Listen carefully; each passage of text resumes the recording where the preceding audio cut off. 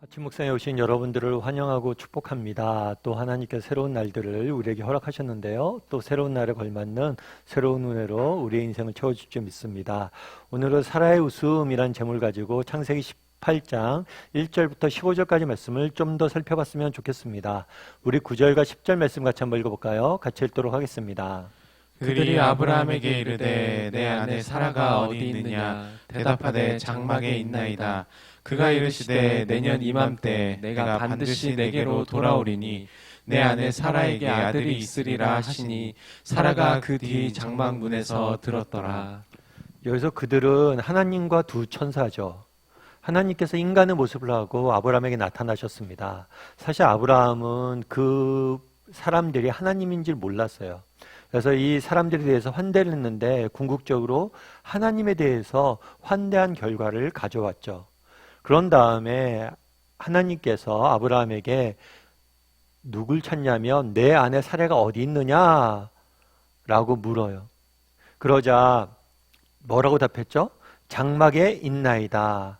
아마 그 당시 풍습이 그랬던 것 같아요. 나그네가 찾아오고 그러면 대접을 하는데 부인은 장막에서 이렇게 숨어서 이렇게 섬기는 그런 역할들을 좀 했던 것 같아요.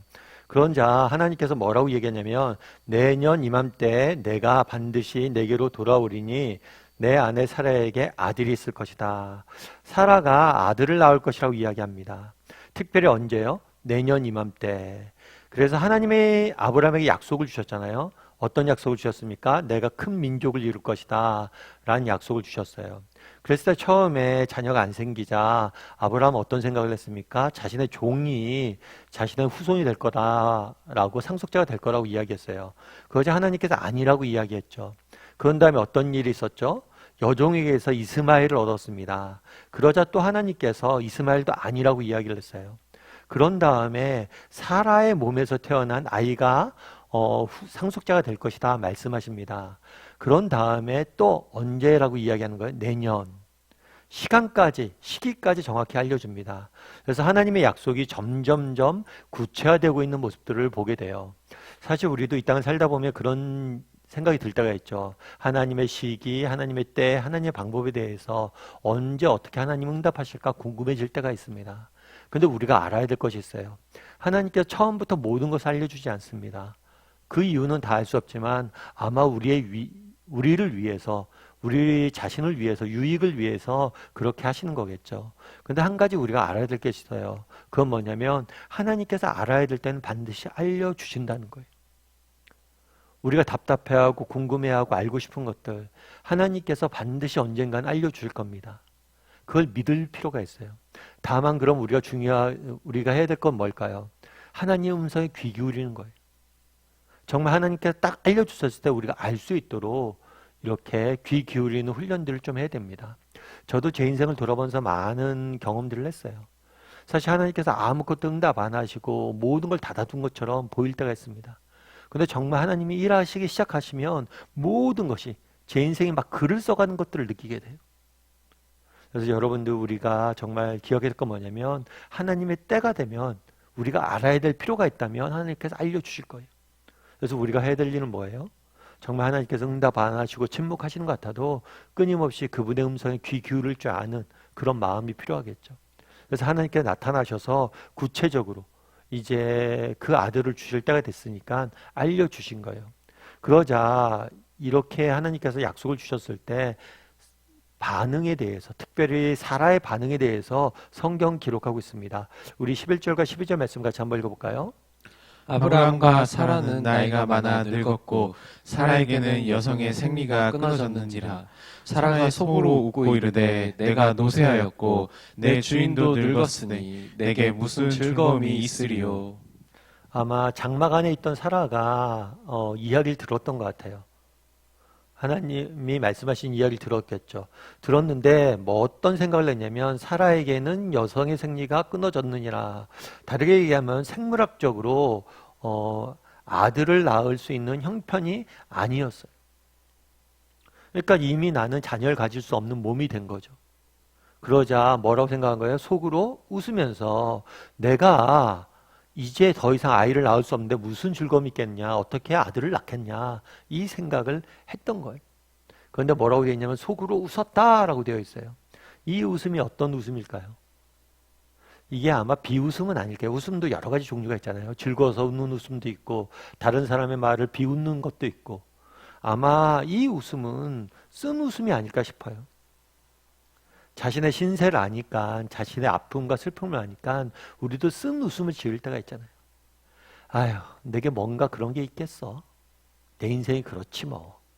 이렇게 쓴 웃음을 지었던 것 같아요. 그러자 하나님께서 어떻게 반응하셨죠? 우리 13절과 15절 말씀 같이 한번 읽어봤으면 좋겠습니다. 여호와께서 아브라함에게 이르시되 사라가 왜 웃으며 이르기를 내가 늙었거늘 어떻게 아들을 낳으리요 하느냐.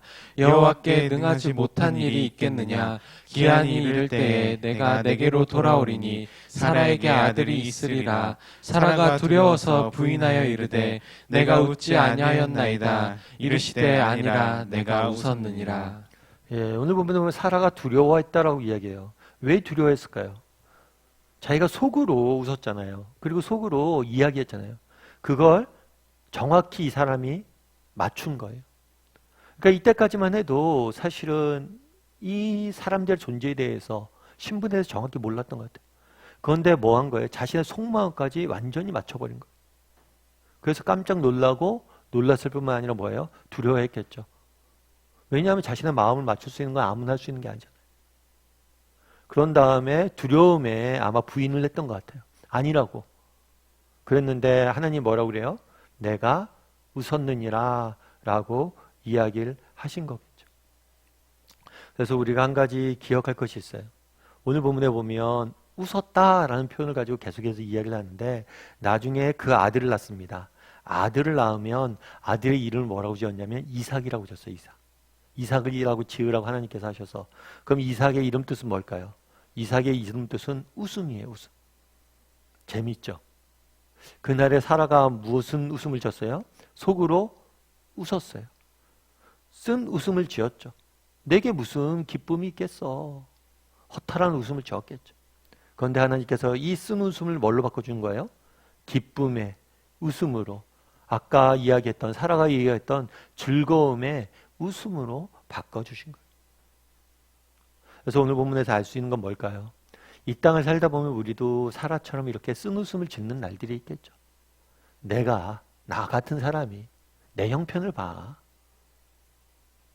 정말 이 세상의 풍파에 휩쓸려서 정말 마음에 상처 있고 정말 이 세상의 많은 것들을 내려놓고 쓴 웃음을 지으며 살아가는 게 인생일지 모르겠죠. 하지만 사라는 나는 이제 불가능하다라고 생각했는 그 순간조차도 뭐예요? 하나님께서 자기가 사라가 늘렸던 이 쓴 웃음을 뭘로 바꿔주신 거예요?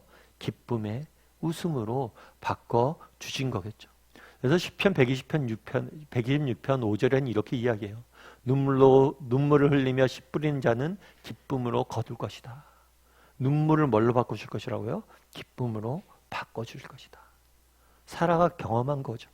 정말 날마다 눈물을 흘리며 쓴 웃음을 졌는데 하나님께서 그 눈물을 그 쓴 웃음을 뭘로 바꿔주셨어요? 기쁨의 단으로 바꿔주신 거죠. 여러분들은 어떠세요? 우리도 이러한 믿음들이 있으세요? 하나님께서 내게 흘리는 지금의 눈물을 쓴 웃음을 기쁨의 웃음으로 바꿔주실 거라는 믿음이 있으세요? 여러분들 옥하는 목사님이 잘 아시죠? 저도 이제 개척하기 전 옥하는 목사님을 이렇게 모시고 같이 사역을 했었는데요. 옥하는 목사님이 원래 젊었을 때는 신학대학을 갈 생각이 없었어요. 그러니까 목사가 될 마음이 없었어요. 그래서 뭘 했냐면 해군 사관학교를 준비해 가셨어요. 근데 해군 사관학교를 준비하셨는데 열심히 공부하셨죠. 그래서 필기시험에 합격을 했습니다. 그리고 모든 과정을 합격을 했어요. 그런데 맨 마지막에 어디서 떨어졌냐면 신체 검사에서 떨어진 거예요. 여러분 생각해 보세요. 얼마나 억울해요. 열심히 공부해서 정말 사관학교 다 붙었는데 신체 검사는 보통 다 붙는다고 생각하잖아요. 근데 신체 검사에 떨어진 거예요. 참 안타까운 일이죠. 그런데 나중에 이 얘기를 이제 목사님께서 성도님들한테 나눴는데 어떤 권사님이 그랬다고 그러더라고요. 참 목사님, 어쩌면 목사님에겐 굉장히 안 된 일이지만 저희에게는 굉장히 잘 된 일입니다. 이 얘기를 했대요. 그러니까 목사님이 그때 떨어진 거 얼마나 가슴 아픈 일이에요. 그런데 저희에겐 그게 잘 됐다는 거예요. 왜냐하면 목사님 그때 떨어져서 목회자가 됐기 때문에 우리가 만날 수 있었다는 거죠. 저도 그 얘기에 공감이 됐어요. 정말 목사님한테는 안 된 일이었지만 덕분에 저도 옥하나 목사님 모시고 사역할 수 있는 기쁨을 누리게 된 거잖아요. 어쩌면 우리 인생에 그럴 수 있다는 거예요. 우리가 실패하고 좌절하고 넘어졌을 때 우리는 눈물 지을 수 있고 쓴웃음을 지을 수 있어요. 하지만 그것조차도 하나님께서 뭐예요? 기쁨의 눈물로 바꿔주실 거예요. 그날의 사라가 속으로 웃었는데 그 아들의 이름 뭐라고 지었어요? 이삭이라고 짓게 하셨어요. 그리고 내가 너의 슬픔의 눈물을 정말 쓴 웃음을 기쁨의 웃음으로 기쁨의 단으로 바꿔줬다 말씀하는 거죠. 여러분 우리도 이 사실에 대한 믿음이 있었으면 좋겠어요. 특별히 오늘 하루 정말 살아가는데 지금 내가 흘리는 눈물들, 쓴웃음들을 하나님께서 기쁨의 단으로 거두게 하실 것이다. 이런 믿음을 가지고 오늘 하루 살아갈 줄 아는 저와 여러분이 되었으면 좋겠습니다.